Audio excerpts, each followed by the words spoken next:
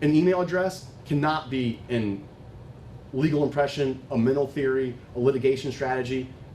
It is what it is. It's an email. It's simple. None of these redacted charges or redacted information, in my opinion, some of it, such as the email, is clear that it can't be attorney work product. The rest of that's redacted. I'm contesting as attorney work product. I guess we probably would have to do an in-camera inspection, to make that determination. But I don't see how it could be claimed that redacted material would be exempt under attorney work product provisions. Again, this goes back to just show that there's contested arguments here and justiciable, issues to be dealt with by this court, such as, are the redactions and the exemptions claimed, are they proper or are they not proper?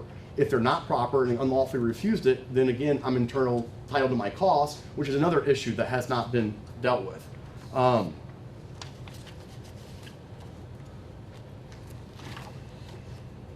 Is it possible for me to reserve some of my time? I don't know how many other issues. I mean, I can continue to talk about this. You can reserve whatever time you have left. Oh, sure. I'll reserve the rest of my time then. Okay. Thank you, Your Honor.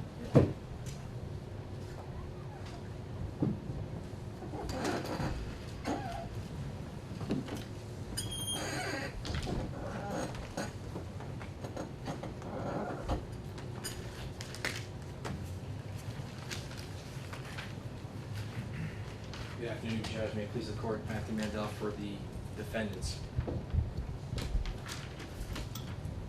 Your Honor, this case, which was originally filed last year, relating just to 3 public records requests, out of, as Mr. McDonough said, 100 that he's done over the last 5 years. He sued the city, he sued my law firm, he sued 2 of my law partners, Eric Stetton and Sam Zeskine. We engaged in some discovery. We moved to dismiss. He amended his complaint, added 6 or 7 more additional public records, added charter violations, added claim against the city manager, the police chief, the city clerk, and also more claims against Mr. Zeskine and Mr. Stetton. We were here, as Your Honor may recall, on May 21st, 2018 on our motions to dismiss. Your Honor dismissed some claims, including the individual capacity claims, and the rest of the complaint was dismissed without prejudice with leave for him to clean up his complaint. So instead of doing this, on or about June 18, 2018, he didn't just clean up his complaint, he did the opposite. He took it and went off the deep end with this thing. He filed a second amended complaint, now naming 8 lawyers in my firm, including myself, and also included an additional 30 public records requests. Now we're totaling 40 public records requests. The cases started out with 3, and then we were last before you had 8 or 9. Now it's up to 40. So we moved to dismiss, and before we had that heard on the eve of the hearing, at plaintiff's request, he said, I would like to amend. We said, okay, given the liberality of amendments in the state, and he filed the Third Amended Complaint. Now, all the records that he's talking about, they either have been produced, made available, or we've responded.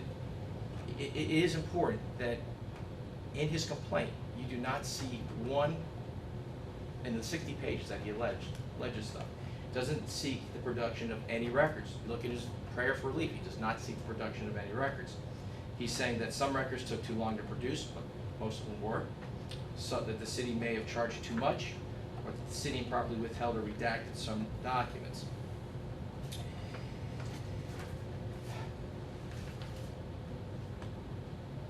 The issue that we have with, first of all, with his pleading and not following the court's direction. I mean, the court and the defendants needed him to clean it up so that we could deal with them in a clean, orderly fashion. And it's nearly impossible to do that the way it's pled as is. As it relates to various different defendants, I think the only thing that he got right was that he has a separate count for each defendant. He doesn't have multiple counts against multiple defendants. He did follow that instruction, but the problem here is that when he incorporates certain requests as it relates to certain defendants, he doesn't actually incorporate counts. He says, go see the relevant claims as it relates to this request, or see the relevant allegations related to that request. We're left with guessing what he means by relevant allegations. He has 214 paragraphs of general allegations now that we have to guess. We could assume some, but it's not for our job to assume.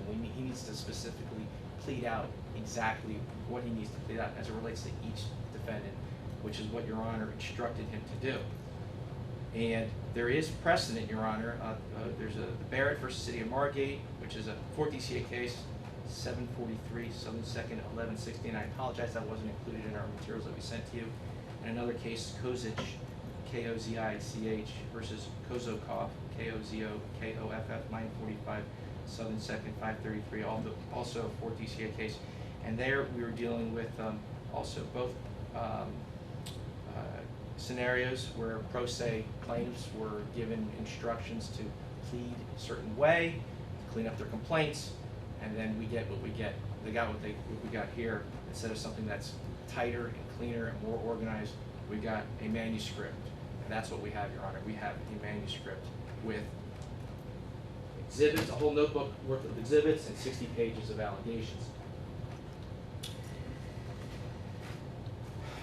So we believe that he did not follow your order. We've been here, we've been at this for over a year now. This is now his 4th shot. He has a history of doing this. In fact, I'm related to this case, but in other lawsuits, and it's pertinent for an argument I'm going to make later, where he's also suing the city, 15 city employees, and various other entities that he filed in federal court. Got that dismissed, largely because what was it? It was a shotgun pleading. It was a manuscript and it was Judge Scola threw it out, and actually we're getting entitlement to our fees because of that. So he has a history and pattern of doing this, and it's not. We have no confidence that Mr. McDonough, especially after hearing the court's instructions, specific instructions at the last hearing, he refused to follow that, and as a result of that, dismissal with prejudice is proper. I do want to address some of the other arguments and that we raised. Can I ask you to hold your because I do want you to hear what you have to say, absolutely, but I want to specifically ask you about redaction of the officers' faces in the dash cam video. Okay, you want to get to that topic right now? If that's okay, and you can just go back to where you were, but certainly, Your Honor. I want to make sure I don't lose that thread. Oh, sure. No problem. Okay, so the statute at issue clearly uses the word photograph. Yes, it does. Right? Yes, it does. And actually, in another case that I got reversed on, I was scolded for not following the plain language of the statute. Okay?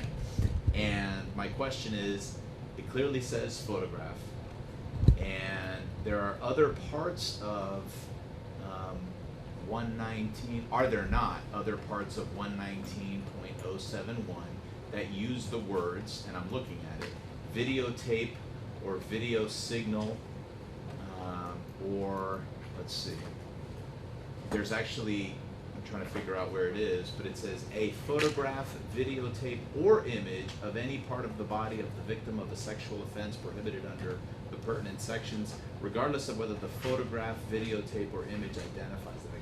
In other words, my point being that the legislature knows how to write videotape in the same section, 119.071, when it wants to write videotape or video image or just image. It knows how to use the different words, and so that's part of my question. And then I guess the next part of the question is, the provision that you cite, as you say in your papers, clearly is designed to, it also mentions spouses and children of law enforcement officers, and it also talks about home addresses and things that are private to the officer. Sure. Coupling all of that together, when it's a dash cam video, which literally we see, I think we can all say on the nightly news, nationally, dash cam video of police officers, how can I find that the statute allows, you're asking me to change the language of the statute and interpret it, because the intent was to protect, essentially the argument is, because the intent was to protect sworn police officers, you should find that photograph includes redacting videotape of dash cam video. I understand the argument, Your Honor. You don't want to, by judicial fiat create something that's not, and I understand the trepidation that Your Honor is facing.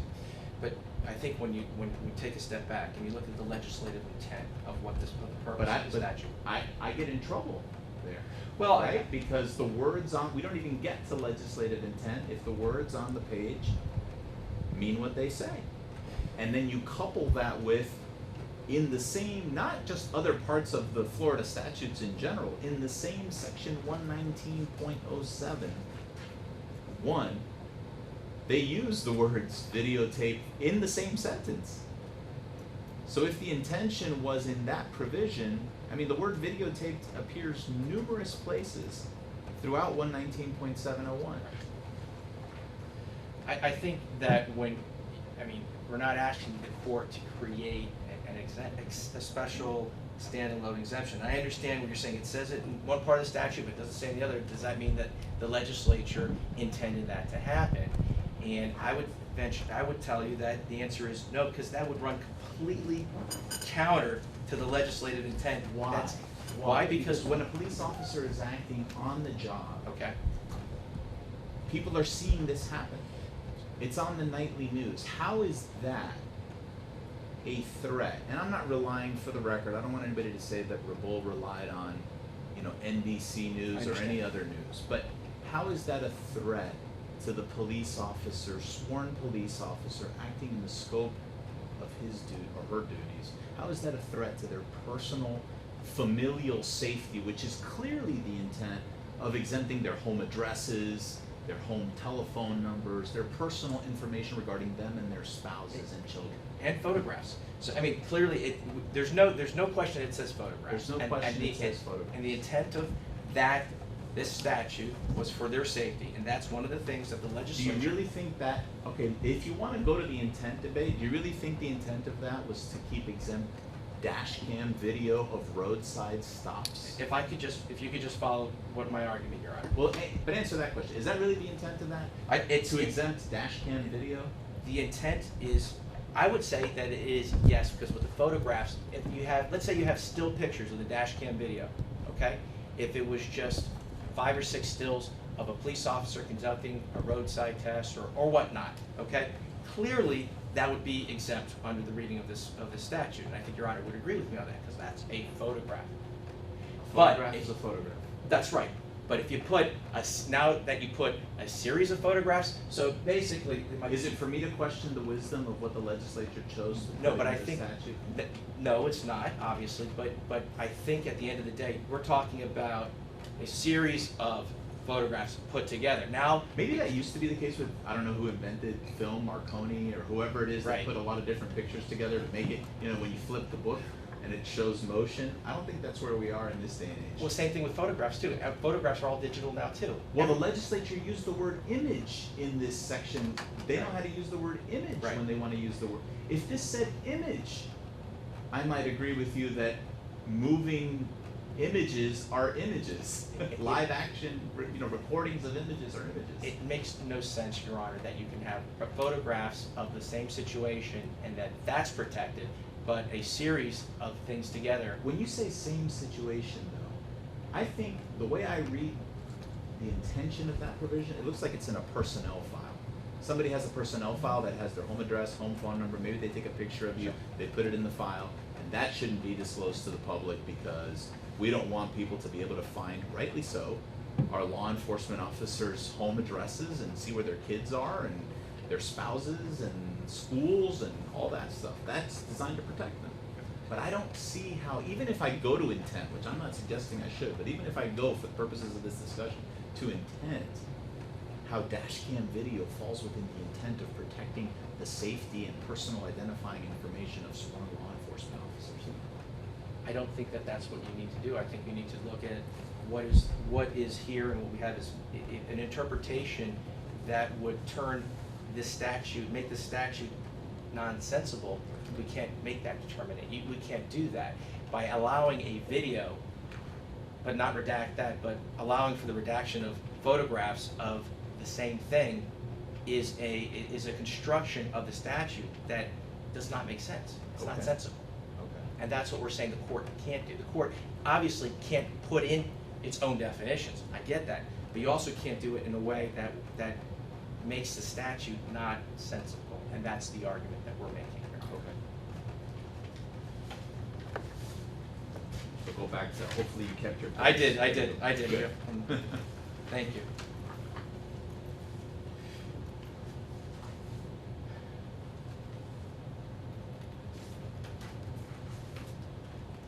Clearly, Your Honor, I think Mr. McDonough agreed with this, that a lot of his requests, 11, 12, 14, 16, 17, 18, 19, 20, 21, 22, 23, 24, 25, 26, and 28 were all submitted more than 4 years ago.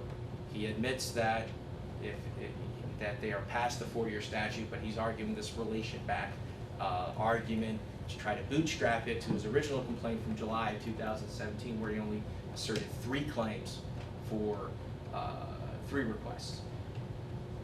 But as we discussed in detail at the last hearing, each request is basically its own standalone type factual scenario. It's not one event, it's not one car accident, and you're dealing different claims relating to that one incident. You're talking about a different date, different time, different subject matter of the request, different recipient of the request, different response, different issues in terms of whether or not it was produced, it wasn't produced, it was too delayed, it cost.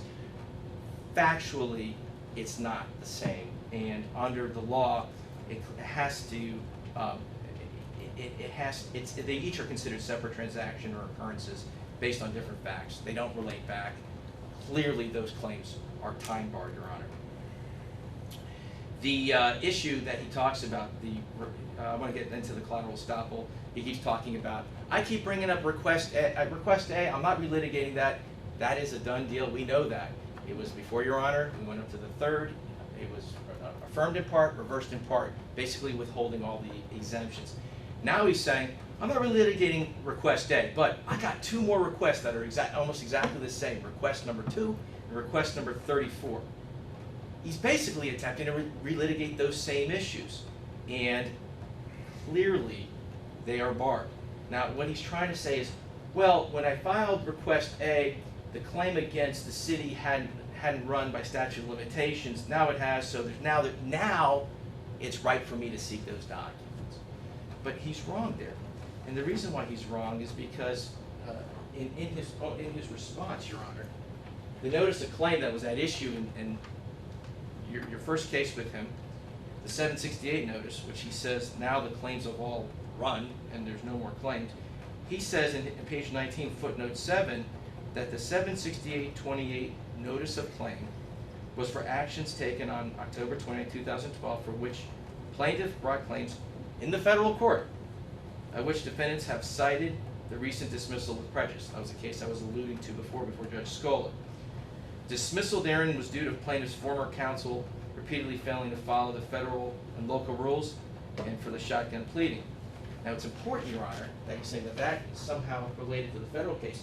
That's on appeal. He's appealing that right now. And I would agree with him that if that case was done and the appeal has run its course, and that case, and all claims that possibly arose out of his notice of claim relating to Merguido, all those are done and dismissed with prejudice, I would agree that then we could produce the stuff together. But right now we have pending claims that are still, according to his own admissions, tied in to that notice of claim. So therefore, the exemptions still apply, and the issues to whether or not they apply or not, that issue has already been decided by the third. So therefore, at this point, it's collaterally stopped until all of his claims are done with prejudice, appeal time run, and all that stuff. Also, I do want to talk about mootness. Requests number 1, 2, 3, 10, 12, 16, 18, 21 through 27 are all moot. He's acknowledged receipt of documents or a response from the city. Now what he is saying is, well, it's not moot because I still want to get my costs. And the problem with that argument is that we produced all these documents and responded before he filed any, but for request number one, we produced all that information prior to him filing a claim against us. So if we've produced it before he filed his lawsuit, he's not entitled to costs. We know he's not entitled to fees. The only request that we produced after litigation was request number one, which we produced at the hearing before Judge Bailey about a year ago. And the reason why he's not entitled to costs for that, even though we produced it after he filed, is because that request was a request post 2017 amendment, and he needed to give us a 5-day notice in advance. He didn't do that, so therefore he's not entitled to costs. Therefore, that claim is moot as well.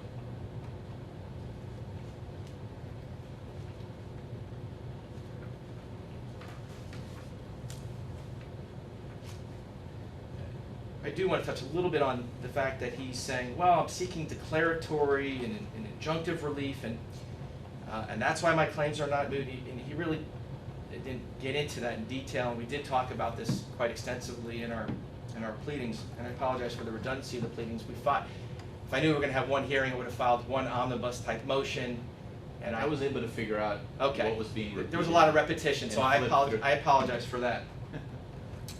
But I'm trying to deal with all the arguments together for brevity here. Makes sense. He's saying he's seeking declaratory relief, and then he says, I don't know if it's declaratory relief or mandamus. I understand he's pro se. I don't know if he's seeking either, because mandamus would require the production of documents, and we know that he's not seeking the production of documents. The court need not go further than look at his wherefore clause to see what he's trying to see, what he wants. I mean, really what he wants is the court to say, City, you're wrong, Weiss Sirota, you're wrong, don't do it again. That's what he's seeking, and that is basically the essence of an advisory opinion when we're dealing with issues that are already moot, which is why it's not proper relief that he's seeking. And clearly, it's dismissible on that ground as well. Now, he does talk about, well, 119 allows for injunctive relief if you could show a demonstrated pattern of noncompliance, and that's true. The Daniels-Bryson case does provide that. But he has to make a showing, or at least allege a showing, that it's a reasonably well-grounded possibility that such course of conduct will continue into the future. He doesn't allege any facts that talk about that. He talks about the initial 3 requests and then a couple more, and then he goes back for 20 or so requests of things that happened in 2014, and then he filed a bunch of public records requests since our hearing. Actually, the next day after our last hearing on May 21st, on May 22nd, he fired off about another 15 or so public records requests in an obvious attempt to manufacture more claims for his amended pleading, which now we are seeing. There is no pattern alleged. Certainly there's none that exists, and there's certainly no pattern that's alleged to substantiate the extreme relief of injunctive relief. And it's well established that courts can't issue a blanket order joining any violation of a statute. I mean, he has to show that it's, according to the Daniels case, it has to also bear some resemblance to the past violation, and that the danger of the violations in the future is to be anticipated from the course of conduct. And it says that the future conduct must be specified, the Port Everglades case, which we cited, it must be specified with such reasonable definitiveness and certainty that the defendant could readily know that it must refrain from doing without speculation and conjecture. That's not a complaint. It's just Dr. McDonough saying, I have this fear that they're going to do this again. And he has to allege specifics, and he doesn't do that. I next want to move on to the claims against, Weiss Sirota, my law firm, myself, 7 other attorneys in my firm. There are a whole host of them that are alleged, and the first thing that he talks about is Weiss Sirota is a public agency. He's basically saying we're the city of Weiss Sirota. We're the department of Weiss Sirota. We're basically the same thing as Dade County, Homestead, the state of Florida. We are a public agency, and I can do a public records request from your law firm for any documents you have, not just stuff that you have for Homestead. If you heard his argument, he wants stuff that has nothing to do with Homestead. Let me ask you about that for a second. Sure. Is Weiss Sirota, or at the relevant time for these requests, was Weiss Sirota acting as the city attorney for the city of Homestead? Yes. In other words, just to be clear on my question and hopefully a response, the city of Homestead does not have an employee who is an in-house. That is I'll correct. borrow a phrase from private practice. In-house versus jokingly outhouse counsel, outside counsel. Okay. Correct. We are our law firm, not a specific attorney. Our law firm is technically the city attorney for Homestead. That is correct. Okay. So then my follow-up question is, if a member of the public, hypothetically, were to serve a public records request on the city attorney for the city of Miami, Yes. would that be an appropriate person, I use person in a broad sense, to whom to direct the public records request? That is an appropriate person, and you know what, Your Honor? Serving it to Weiss Sirota is okay as well, because what we would do, just like the city attorney for Miami, is you would turn it over to the records custodian for either the city of Miami in your hypothetical, or in our case, the city clerk in the city of Homestead, for them to respond. That's how it works. In the normal course. Correct, Gotcha. correct.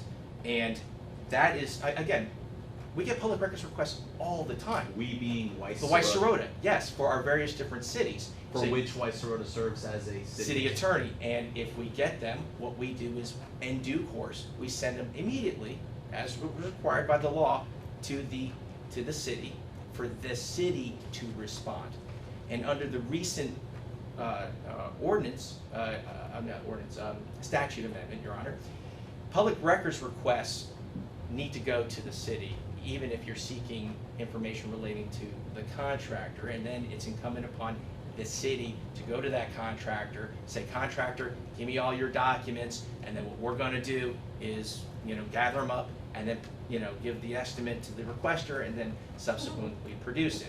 And the reason why the amendment was done that way was there was a cottage industry that was Let me set ask you something here, Sure. which I think is an interesting, I'm not sure if I'd call it a problem, or maybe I'd call it an ambiguity or inconsistency in the statute, okay? The statute, and by statute I mean chapter 119, it defines in its definitions agency, capital A agency in quotes, to mean a whole bunch of things. Getting my statute as well, so I can follow. Yeah, that's good, that's helpful. You have it there, 119.011 sub 2. Yes, Your Honor. Okay, and so I'm not gonna go through all of them, and then it says, any other public or private agency, person, partnership, corporation, or business entity acting on behalf of any public agency. Correct. So, that is potentially what I'll say is like the nose under the camel's nose under the, in other words, anybody, a private person, if I read that language, acting on behalf of an agency, a public agency, Yes. is defined as an agency for purposes of the statute. But for purposes of the city of Homestead. So I would agree with you, Your Honor, completely, that you do public records requests to Weiss Sirota. We are, we meet the definition of agency as it relates to our relationship with Homestead. Let me give you a hypothetical. Sure. Because Weiss Sirota, I think, complicates it because Weiss Sirota is acting as city attorney. So let's Yes. say Jane Doe, PA, is hired for one case for the city of Homestead. I don't know what the proper word is, an independent contractor, special counsel for one case, is not the city attorney, okay? Case is closed, et cetera, et cetera, et cetera. Is it appropriate for a member of the public to make a public records request to Jane Doe, PA? The answer is yes, and then Jane Doe, PA would turn that over to the city that they're doing that work for. In this case, it would be Homestead, using your hypothetical, and she would have the obligation to turn over her records as it relates to Homestead. But would you be saying in that instance, in my hypothetical, Yes. that the requester should instead go to the city of, this requester should instead go to the city of Homestead, and then the city of Homestead should act as its contractor, Jane Doe, PA? You see what I'm saying? The statute requires that, but that's, in theory, the statute requires the public to go first to the city, and then the city goes to the contractors.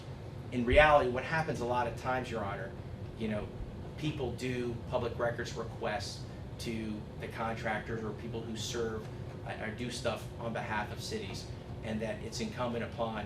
What's funny about the statute, I'm sorry to Sure. cut you off, is that now when you look at 119.0701, Yes. which is the provision on contractors, it defines contractor as essentially anyone acting on behalf of a public agency.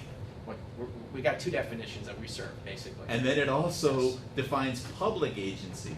Yes, but using your hypothetical, Your Honor, the person who's performing services for the relationship that they have with the City of Homestead, they would be obligated to produce those public records as it relates to that particular municipality. It doesn't mean that that particular attorney, that Jane Doe PA, who did a one-off for the City of Homestead, also serves for 5 other cities, that would turn her into a public agency, which would make her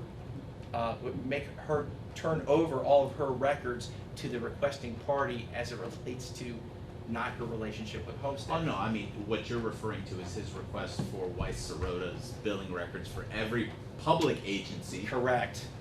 Correct. You know, and certainly if he would said to Weiss Sirota, I want all your records as it relates to City X. He hasn't said I want all your records relating to City X. He just said all cities or whatnot. But if he specifically said I want it as a City X, what we would do is we would tell him, we would do one of two things.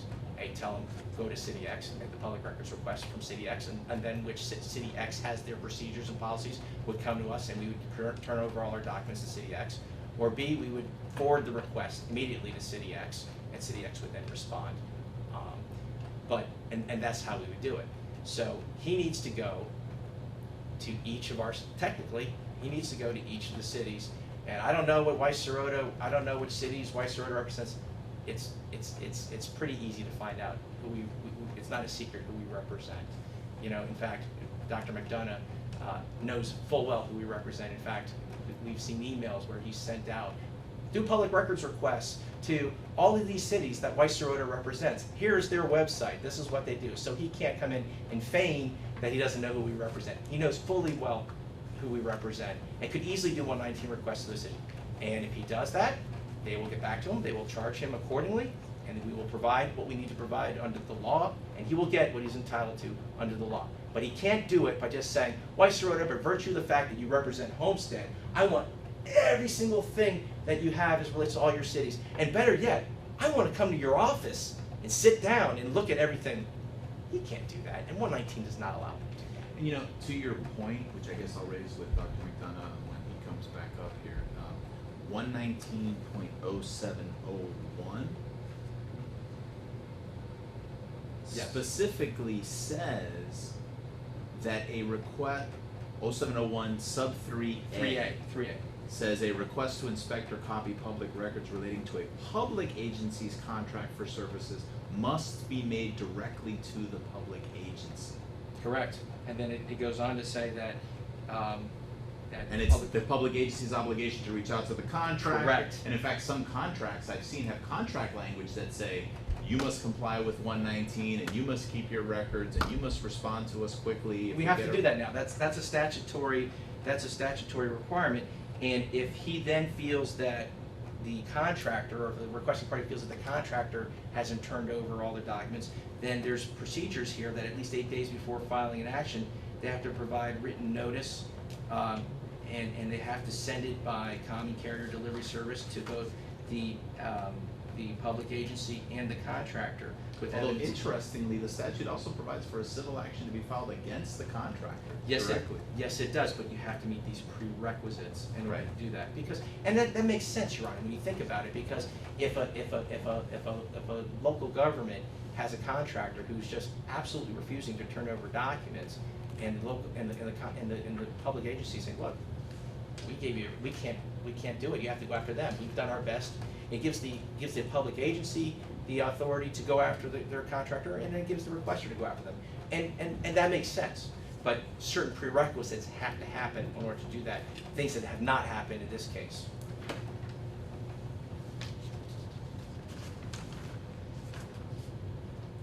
The other argument that he's made is Well, I can go after Weiss-Serota defendants because even though I didn't ask them for any documents, I asked the city, they somehow colluded with the city and advised the city or did something with the city that led to the city not producing my records, and therefore Weiss-Serota, as the legal advisor for the city, is liable under 119 strictly for the legal advice.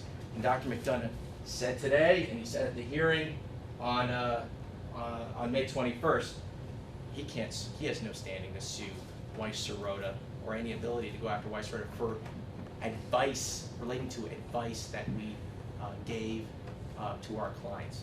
In that you don't go after the legal advisor, you have to sue the public agency, which he has. He sued the public agency and he sued Weiss-Serota, but you can't go after Weiss-Serota strictly for the advice.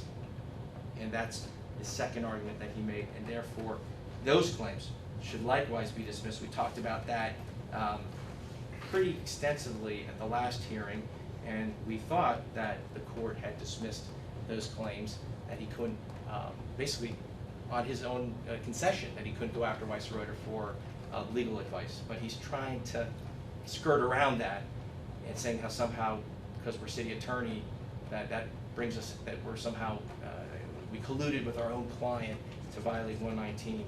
And that is, it's not appropriate. There's no basis in law, there's no case law that a city attorney, even assuming we were an in-house city attorney, could be liable under 119 based upon the advice that that attorney gives the city. Happens all the time, Your Honor. Cities get public records requests. What do we do with this? Are there things that are exempt? Are there things that we need, does it meet the definition of a public record? Almost always, as a matter of course, a city will go to their city attorney and consult with them to decide the breadth and the scope and the basis for the public records request. It happens all the time. But just because somebody would disagree with the city's ultimate position doesn't mean that you can then go after the city attorney based on the position taken by the city.